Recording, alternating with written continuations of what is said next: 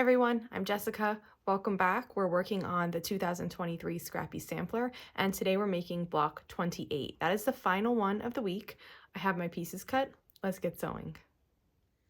We have a few different elements being used in this block. So the first one that we're going to start with right now are half square triangles. For this block we need 8, and we have them cut out here as triangles. This is my favorite way to make them. It's very accurate, and I really wouldn't do it any other way.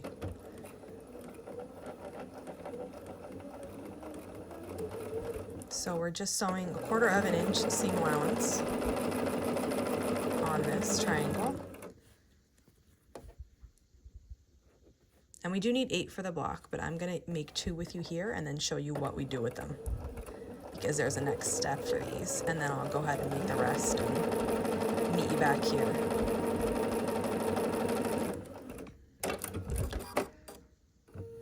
So after the half square triangles are made, you just need to, I like to open them up and finger press them and trim these little overhangs.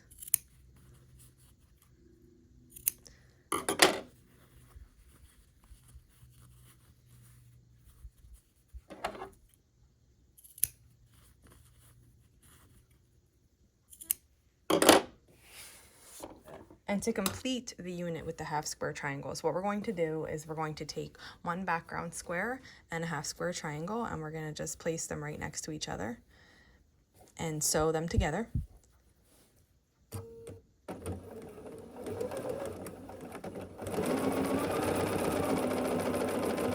And then we're going to take the other half square triangle in the same direction and a square of our other color. So I have 2 colors in this block.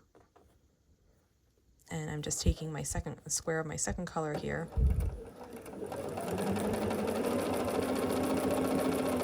and sewing this. And then we're going to sew this longer seam together to get our half square triangle unit.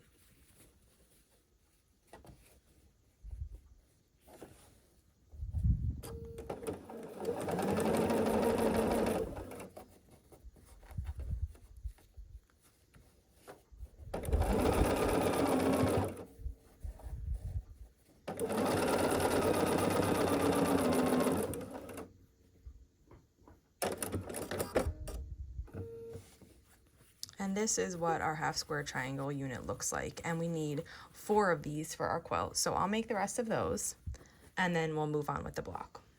The other thing we need to make are 4 flying geese. So we are going to make our flying geese like we have been for every block in this quilt along so far, using the stitch and flip method.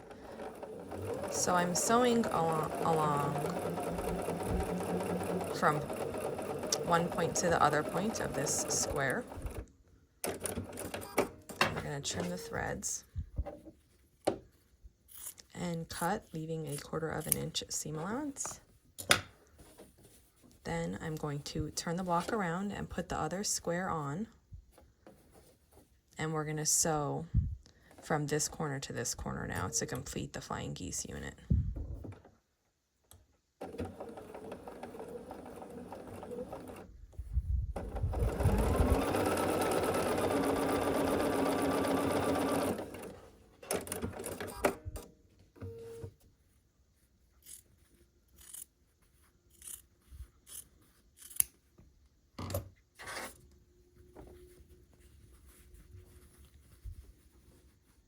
And here's one unit, and we need a total of 4 of those, so I have the remaining 3 made. And we have one more thing we need to make before we can start assembling this block, and it is a diamond in the square. So this is going to be the center of our block. So we need 1 colored portion, and then we need 4 background squares. And just like we did in yesterday's video for the other block, we're going to sew along this diagonal. Also, it's very much like the flying geese assembly. So we're sewing, every corner is getting one of these stitch and flip corners.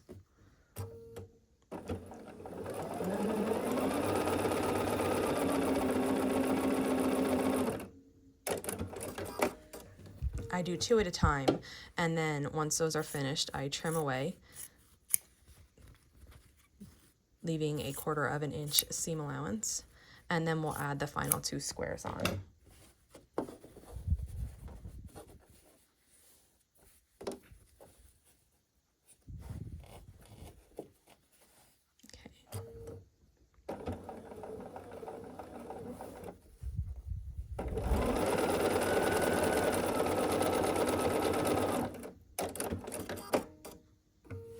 And then we'll add the final square onto this other side.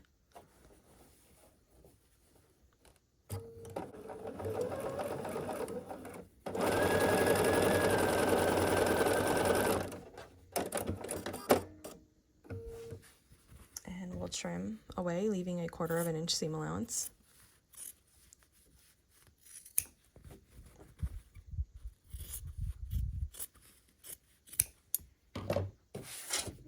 And this is what our unit looks like now. I'm just going to finger press this open instead of pressing with an iron, just because that's my preference. So here's what it looks like. Okay, so the next thing we need to do is take our flying geese and sew to them a rectangle of background. So I'm just going to lay the background on top of the flying geese. Make sure all your piece is, make sure it's aligned properly. And then we're just going to sew with a 1/4 of an inch seam allowance just straight down this piece. And I'm going to just chain piece all 4 of these. And right after we make this, we are ready to assemble the block. Everything else is made. We made the diamond in the square, and we made the corner units. So we're ready to go. And now we have all 4 of these units made, and here's what they look like. So it's just a flying geese unit sewn to a background. And now we can start assembly. So to start assembly, I'm going to grab 1 corner unit that looks like this, and 1 of the flying geese units we just made, and put the flying geese on top of the corner unit. And then we're just going to sew this together.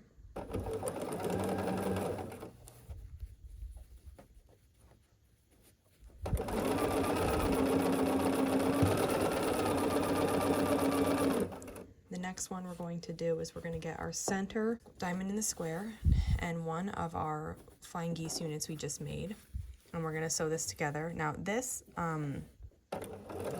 seam can get a little bulky because we're having like 6 layers of fabric kind of come together here. So there's the dark blue on the bottom, there's 2 of the sides of the flying geese like lumped up here, and then we have that same thing here because we use the same method to make this diamond in the square. So it does get a little bulky.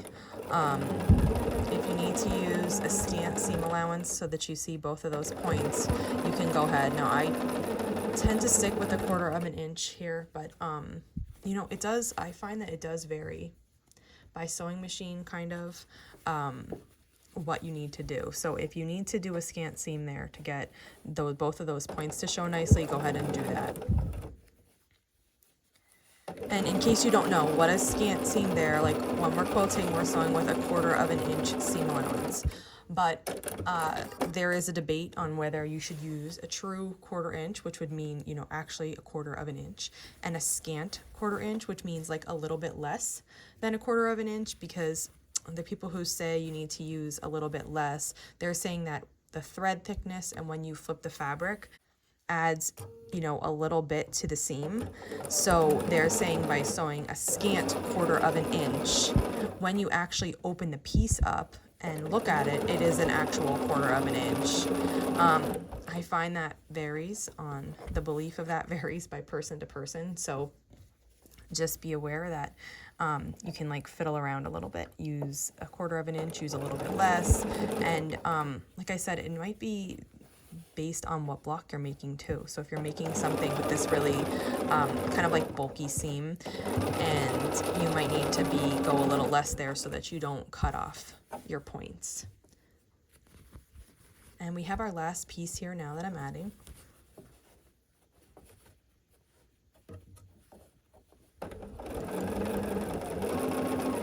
So I just want to get everything to lay nice.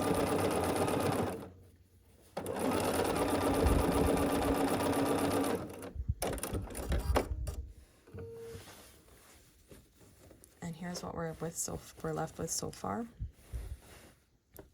All of our block is just chain pieced together, and we have the 2 final seams. Okay, so this is the bulky seam I was talking about. If you'll see, both of my points are there. They're not perfectly aligned. Like in a perfect world, they would just be pointing correct straight at each other. My bottom one is like just a touch off center, but you need to decide what you want to do here. You can press the seams open, which reduces this bulk in the middle, or you can go to one direction. And so to test that, you would fold it up and see how it looks, and then you'd fold it to the center, and then you could just decide which one you like the best, like which one looks the best on your block. So I think I am gonna do it. Maybe, how do I have it? I'm gonna fold it up toward the flying geese. I don't love pressing seams open, so I won't do that unless, you know, I really have to. But here, I think I can get by with pressing it to the side and have it still look okay. I'm not aiming for perfection. If it's not perfect, I don't mind.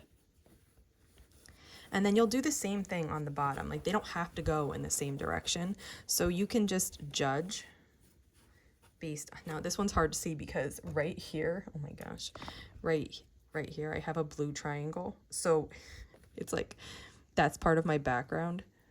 So you can't even see, I mean, the point is right here, it's fine, but this blue triangle makes it look weird.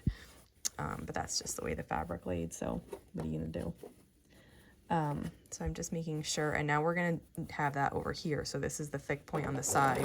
So if you were doing a scant seam, which I'm not, I'm just doing a full seam, but if you're doing a scant, you'll need to do it there also.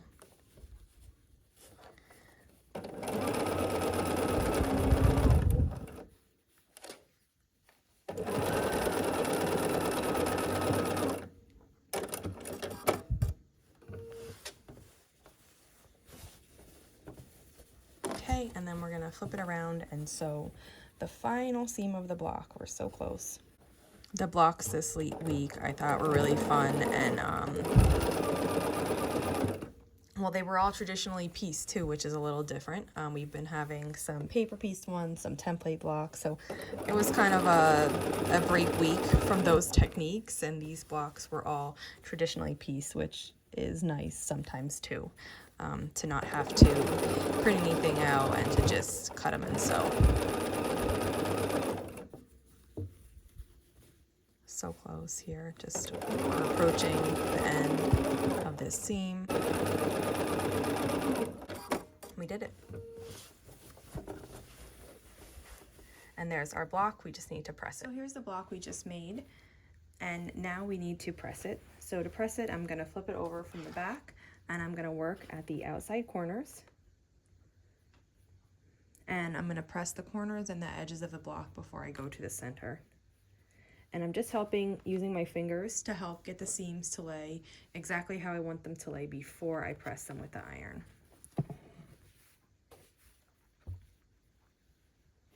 Sometimes I use steam. I get asked if I use steam, if I starch, if I, all of that. Sometimes I use steam. I mean, I used to use it a lot. I don't use it so much anymore. Not that there's anything wrong with it. I just, you know, I haven't filled this iron with water since I got it. So I've just been, you know, adapting to without steam. So now you can see that I did this one whole side, and it looks really nice. And then what we're gonna do is just work on the other side. So just in the same manner here, I'm just using my fingers to make sure that this is laying properly. And then working my way across this edge of the block.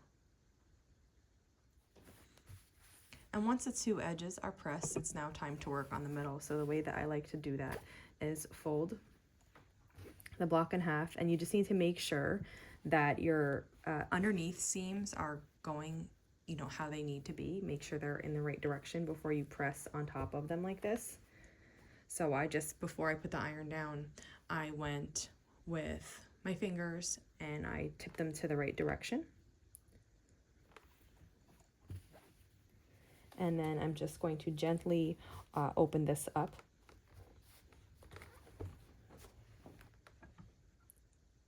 and make sure that this side is pressed really nice. And this whole half of the block is pressed now. All we need to do is this. So I'm going to do the same thing. I'm making sure that underneath is laying nice before I set the hot iron on top of it. And if it was going the wrong way, you would just fix it and press it again. If it's like really set, you might need to add a little bit of water or steam to help give it like a refresh so that you can press it easier. But you can still, you know, redo it if you pressed it accidentally in the wrong direction. It's no big deal. And if you'd like, you can give it a press from the front once everything is set. But that's it. And here's block 28. Another beautiful block, and I hope you enjoyed making it. If you have any questions, leave it in the comments below and I'll be sure to answer. I hope you had a great week sewing the 3 blocks for this week, and I will see you back here next week for the next 3 blocks. Thanks for following along.